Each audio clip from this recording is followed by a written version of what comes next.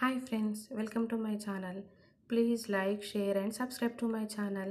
పైనాపిల్తో నేను యూజ్ చేసే ఇంగ్రీడియంట్స్తో చాలా టేస్టీగా జ్యూస్ ఎలా ప్రిపేర్ చేసుకోవాలో నేను ఈ వీడియోలో మీతో షేర్ చేసుకుంటున్నాను. ముందుగా పైనాపిల్ పైన ఉన్న స్కిన్ని తీసివేసి చిన్న చిన్న ముక్కలుగా కట్ చేసుకోవాలి. ఈ ముక్కలన్నింటినీ జ్యూస్ జార్లోకి వేసుకోవాలి. ఈ జ్యూస్ జార్లోకి ఈ ముక్కలని వేసుకున్న తర్వాత కొంచెం పుదీనాని వేసుకోవాలి. తర్వాత 2 ఇంచెస్ వరకు అల్లంని చిన్న చిన్న ముక్కలుగా కట్ చేసుకొని వేసుకోవాలి. ఇందులో పుదీనా వేయడం వలన మనకి మంచి రిఫ్రెష్మెంట్ని ఇస్తుంది. అలాగే జింజర్తో మంచి ఫ్లేవర్ అనేది ఈ జ్యూస్కి యాడ్ అవుతుంది. ఇప్పుడు మూత పెట్టి అవసరం అనుకుంటే కొంచెం వాటర్ వేసి వీడియోలో చూపిస్తున్న విధంగా జ్యూస్ని ప్రిపేర్ చేసుకోవాలి. ఇప్పుడు ఈ జ్యూస్ని స్ట్రెయినర్ సహాయంతో బాగా స్ట్రెయిన్ చేసుకోవాలి.